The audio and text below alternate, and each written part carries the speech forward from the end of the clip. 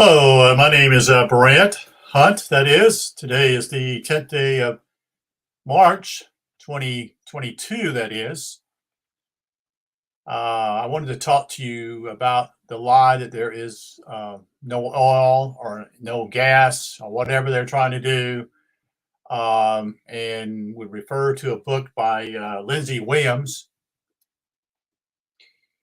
Lindsay Williams wrote a book called The Energy Non-Crisis.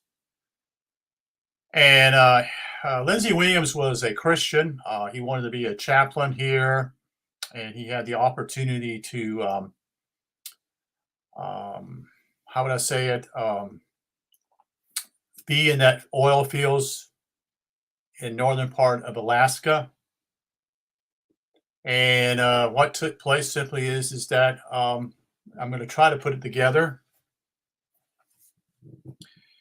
The oil crisis in 1973 was kind of premeditated. And what I mean by that simply is when the United States was under enormous pressure in early 1971 under Richard Nixon. Richard Nixon decided to take the dollar and make it a fiat currency by no longer putting gold behind it. Because what was taking place, as they tell us, we don't know, that there were many countries, one was being France, that they wanted their gold. They didn't want the dollars. And so they took gold. And the fear was simply is they were going to take all the gold that the United States had. I don't know if that's legitimate or not. But we do know that the United States decided, with the help of the Saudi Arabians, to peg the money, that is the dollar, to the oil in Saudi Arabia. And the United States made an agreement with Saudi Arabia that they would protect their oil fields militarily in exchange for that. So the United States military was involved in protecting the oil fields in Saudi Arabia. And what Lindsay Williams shares, and I'll go into this and maybe read a little bit of parts of what he shared, was that there was plenty of oil.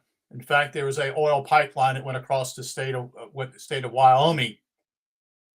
And he actually visited a rancher there that owned over 2,000 acres there, and was making us less dependent, or basically keeping us independent, so to speak. In less than 2 years, that oil pipeline was closed, shut off. Now, he doesn't go into the point where it comes from, that oil. So why did the United States government order the pipeline closed? I think it has all to do with simply is the agreement that they made with Saudi Arabia.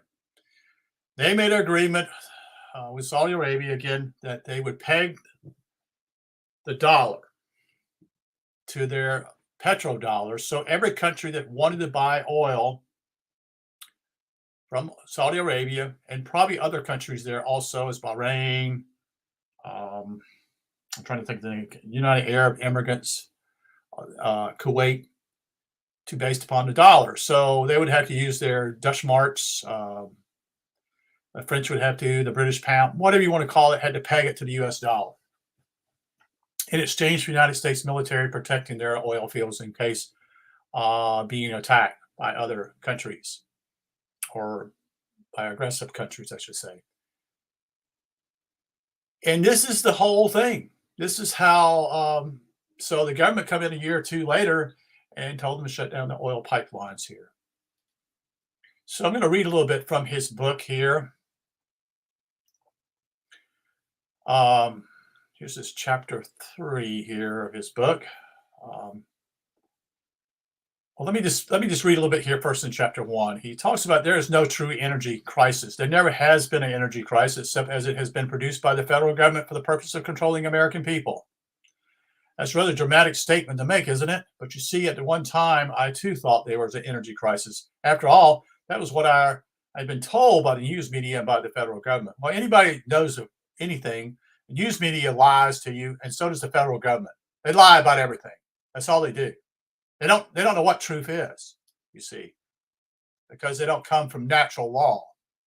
Then I heard, I saw, and I experienced what I am about to write. I soon came to realize that there is no energy crisis. There is no need for Americans to go coal or for gas to be rationed.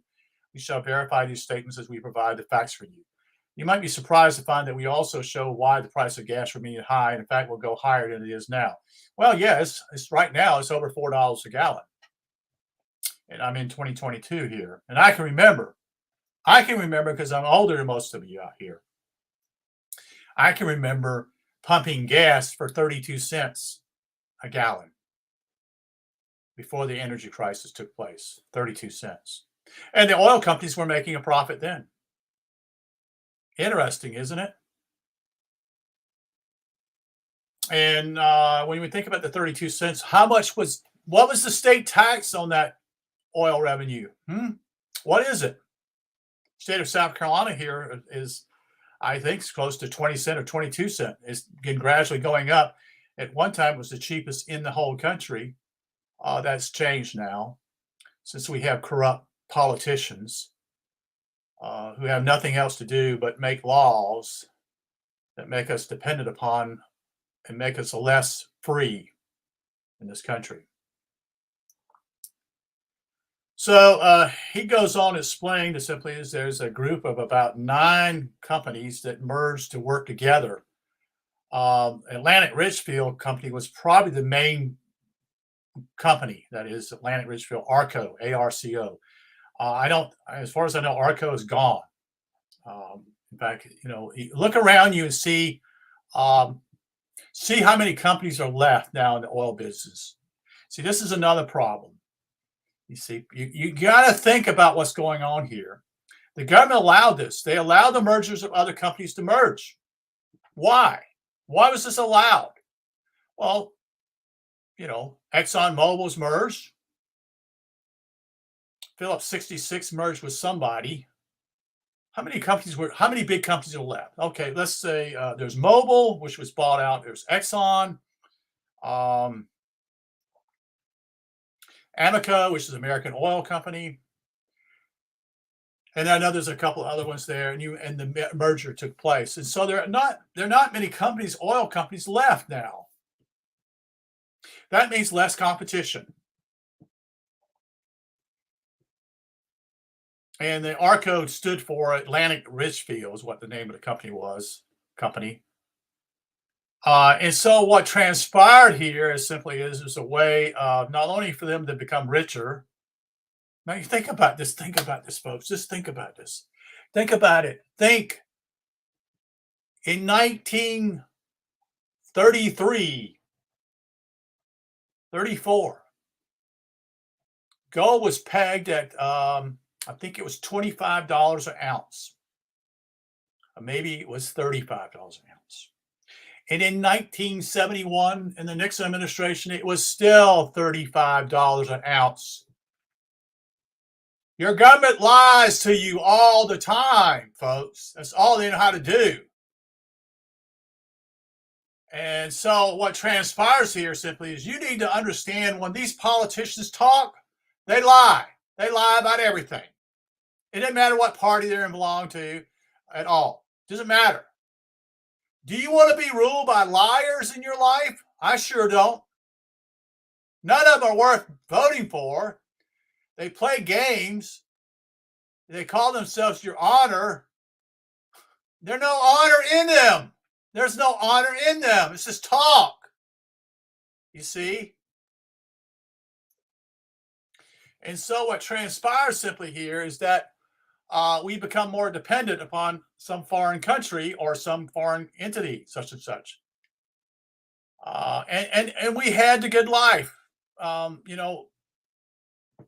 People usually could buy a brand new car in the 1960s for probably $3,000 or less.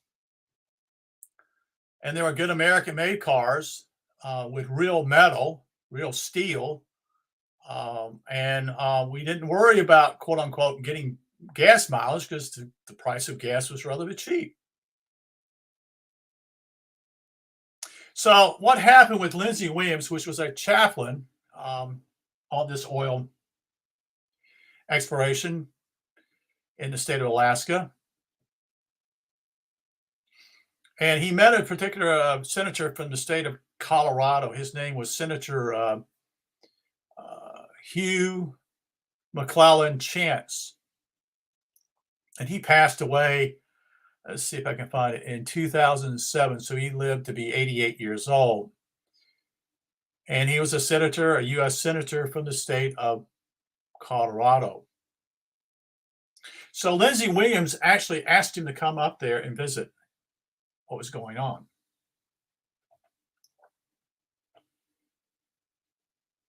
And so this is the quotation from Senator Chance. He said, "Lindsay, I was in the Senate of the state of Colorado where the federal briefers came to inform us as to why there is an energy crisis. Lindsay, what I've heard and seen today compared with what I was told in the Senate of the state of Colorado makes me realize that almost everything I was told by the federal briefers was a downright lie." At that point, Senator Chance asked if I could arrange for another interview with Mr. X on the following day. Mr. X is just someone they don't want to give the name of, they're protecting the person. I did arrange for that interview, and the senator and Mr. X sat in Mr. X's office. I was allowed to be present. That is, Lindsay Williams, as Senator Hugh Chance asked questions after questions after questions. First question from Senator Chance was, Mr. X, how much crude oil is there under this north slope of Alaska in your estimation? Mr. X answered and said, in my estimation from the seismographic work and the drilling we have already done, I am convinced that there is as much oil under the north slope of Alaska as there is in all of Saudi Arabia. So think about that. As I just told you the story why in 1971 Nixon dropped gold for protecting the dollar. So the United States, in reality, was not dependent upon Saudi Arabia in some ways. You see, this is how this whole quagmire got involved. There's plenty of oil here. Why couldn't we just run our own boat and do what we want to do? But obviously, Mr. Nixon either had no clue or was conspiring to be a part of it. Mr. Hugh Chance's next question was perhaps the obvious one. Why isn't this oil being produced? Is there an oil crisis? He went on to point out that the private enterprises always come to the rescue of the American people when there have been times of need. Mr. X then made the startling observation that the federal government and the state government of Alaska had allowed only the one pool of oil on the north slope of Alaska to be developed. Senator Chance then asked, Mr. X, do you think that there are numerous pools of oil under the north slope of Alaska? Mr. X replied, Senator Chance, the government has allowed us to develop only one 100 square mile area of this vast north slope. There are many, many 100 square mile areas under the north slope of Alaska which contains oil. There are many pools of oil under the north slope of Alaska. The senator then asked Mr. X, what do you think the federal government is out to do? What do you really think the government has its ultimate goal in the business? Mr. X's answer was highly controversial in the implication. He stated that I personally believe that and this is his point, I don't necessarily agree with it. I personally believe that the federal government is out to declare AT&T a monopoly, and so that they will be able to divide the company and to break the back of the largest private enterprise on the face of the earth. Second, they want to nationalize the oil companies. I believe that these two objectives merge. As Mr. X continued to elaborate his point of view, it became clear that the objections as he saw them were of dramatic import for the economic welfare of this country and indeed for the whole world. So this whole deal is simply as this, is to make us dependent on foreign oil. And also to give you that we're destroying this planet by simply with carbon dioxide, when that's a lie. That's just a lie. Okay? It doesn't work that way, folks. So this is people who want to benefit by greed, money. Senator Chance asked one last question. Mr. X, if what you say is true, then why don't you, as oil companies, tell the American people the truth and warn them? Senator Chance, Mr. X replied, we don't dare tell the American people the truth because there are so many laws already passed and regulations in the book that if the government decided to impose them all on us and enforce them, they could put us into bankruptcy within 6 months. In light of what Mr. X stated in that conversation with Senator Chance, it would seem that the stakes are even bigger than money. They would involve power and domination. Initially, under the disguise of the government ownership and control of not only the essential commodities and services, but then progressively beyond that, we would call it socialism. Others would give it a different name. In the light of Mr. X's statement, that is the direction in which America is being led post-haste today, this book is an attempt to awaken the public to the facts before it is too late. Mr. X is a man whose observations must be taken seriously. He was one of the numerous executives with Atlantic Richfield, which is ARCA, who was given the responsibility of developing the entire east side of the oil fields at Prudhoe. I'm going to spell this. I don't know how to pronounce it. Prudhoe Bay. That's Prudhoebay. His credibility cannot be denied. Mr. X has developed numerous oil fields for Atlantic Richfield throughout the world. Has been numerous refineries. He's an expert in this particular field. So far, we have given you a few side observations of what's going on. So what's happened here is that the United States, with this whole idea what's taking place here, is that we become dependent upon a fiction, a lie. And the United States lost its sovereignty in this particular way by simply creating paper money that has no value. And there are only a few people who do this. It's not a lot of people that do this. The problem is that most people who do or try to come out and say something of this, they lose their jobs, you see, or threaten. And it's really sad that we have people who want to dominate the world, and they're greedy, and they'll do anything they can to destroy other people's lives. Now, I'm thinking here. See, I grew up in a time period completely different than what I would call the young people now. People are 25 years old. You've been sold a bad card here. You've been told many lies. Most of you don't understand how to put these things together. And rightfully so, many of you don't want to work, and rightfully so, because you don't get paid enough. No one can make $8 or $10 an hour and make it in our society, period. Even if they work 60 hours a week. We've got some really spoiled, rotten apples at the top, folks. And they really don't care. And they are the true psychopaths. They are the psychopaths because apparently they're not human. Someone explained this to the other day, and I understand it. Human, hu means God, and man meaning simply is mind, God mind, is what I understand. And so what's happened simply is that somebody wants to have it all. It's like the game of Monopoly in a way. So, this whole idea, simply just think about this whole thing here. There's a war that's been still going on in Syria, and as far as I know, simply is to do with a pipeline. Syria is in the way, and they want to build a pipeline through Syria. This is about corporate greed. This is why your military fights wars in Afghanistan for no apparent reason at all. There's no reason to, quote unquote, in Iraq. We know good and well that Iraq and Afghanistan were not even involved in the attack that took place in 2001 at the World Trade Centers. It's all bullshit. All of it's a bullshit. And so the people suffer because people lie to us all the time. People in high positions who, frankly, either they don't have the guts to tell the truth, or they're complicit.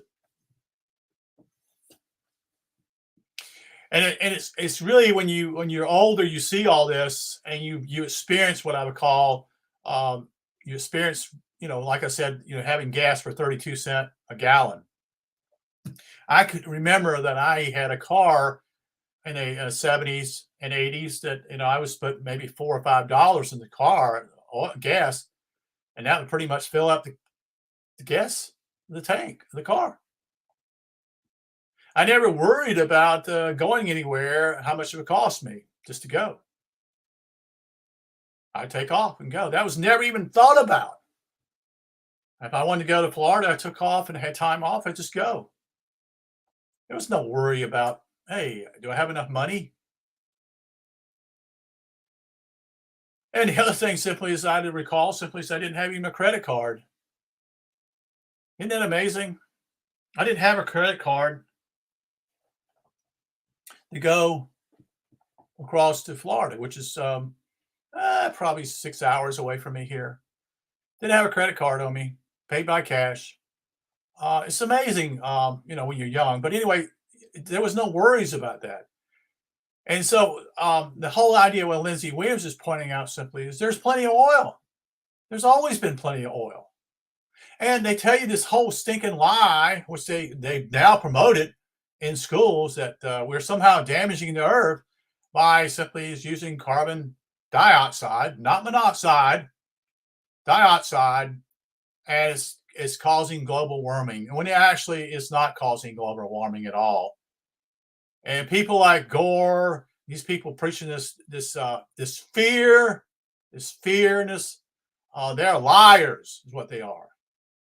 They're actors. You see, actors, whores is what they are. And so you must realize that you're being taught something else. My suggestion simply is that you need to move away from the cities and get out in the country and grow your own food. And you need to work together as a group of people. That's the only way in the future, and getting back to the land. And I've explained it in one of my videos in the past, and I'll just share it really lightly here. I won't go deeply. The plot has been simply is in the United States simply was that the brainwashing started in the 1830s or 1840s with public education. And it is continued to now simply as this is blatant brainwashing. And gradually simply is by the end of this war between the states, what took place simply is that people, even here in the South, Black Americans left the farms of the South and went north to work in factories. And what happened simply is people sold their land, property, which was their essential freedom there, being on the land and being able to produce whatever they needed to produce. I'm not saying these people were rich. I'm not saying that at all. That's not the point here. I'm just saying simply they were independent, not dependent upon anything. When you're off the land and don't have any property to grow anything, then you're dependent, you see. And the other thing, the sad facts I talk about, when I talk about oil such and such, then I can talk to you maybe in a different vein, but simply it's about trees. Trees are critical. And I can remember when we sold property, my family had some property with trees on it. We only cut down the mature trees, and we kept the other ones would grow larger. We didn't cut everything down. So there was what I would call responsibility in that plot. So I don't want to go a whole long time here because it's approximately 25 minutes. But I want to explain simply is you're being told lies everywhere. I doubt even if we're involved in this whole thing in Ukraine, I believe simply is all made up. I don't even know if there's any actual war going on there. I think simply is that's the cause. Fear, again, I believe it's another lie. I believe it's also simply is to, as it has done, has caused oil prices to rise immensely.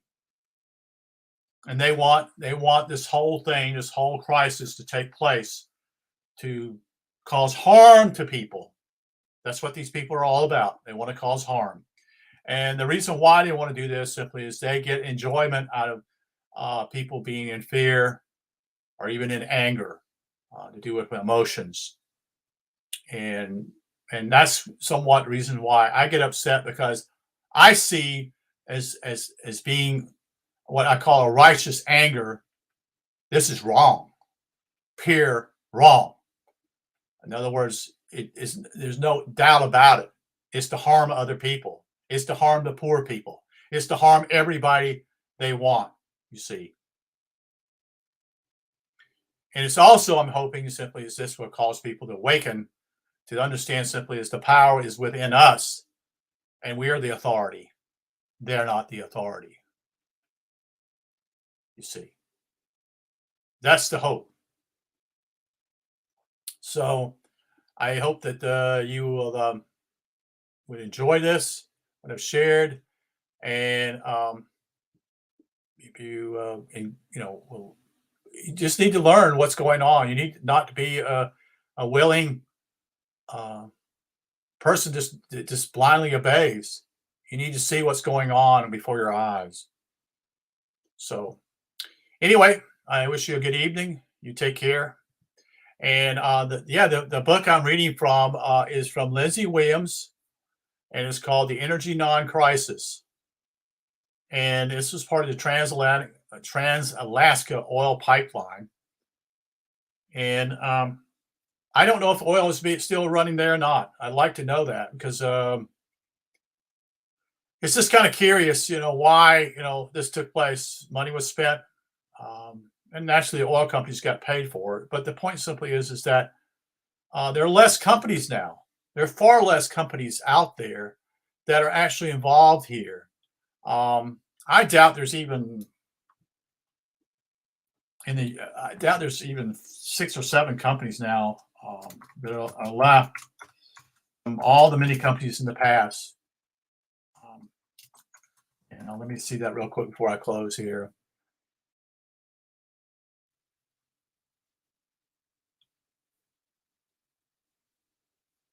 Yeah, here are the companies. They're very wow. This is amazing. This blows me away. Um, Chevron Corporation is still in business. Citgo is still in business. Conoco and Phillips merged. Exxon and Mobil merged. Then you have Gulf Oil. You have also Lucas Oil, but Lucas Oil, as far as I know, is strictly in a different area. As far as I know, they don't sell gasoline, but I could be wrong about that. You have Marathon, the other one, and you have Sunoco. That's it. That's it, folks. So that's 1, 2, 3, 4, 5, 6, 7 companies. So here are the companies again. There is Chevron, Citgo, Conoco Phillips, Exxon Mobil, Gulf, Marathon, and Sunoco. That's it. Now, if you go back in the past, there are people like Hess, Hess. There was companies such as, oh goodness, can't think of it now. Oh God, I can't think of it right now. But anyway, there are other companies that basically were in business, and they're gone, and they were bought out. They were bought out. Even Rockefellers were involved. Standard Oil, American Oil Company, Exxon. All these companies are gone. because the government allowed them to merge, which was not advantageous for the people here that lives in this country. So there's no competition. Anyway, I appreciate you staying with me and listening, and hope you glean some wisdom from this and see what really is going on. Thank you.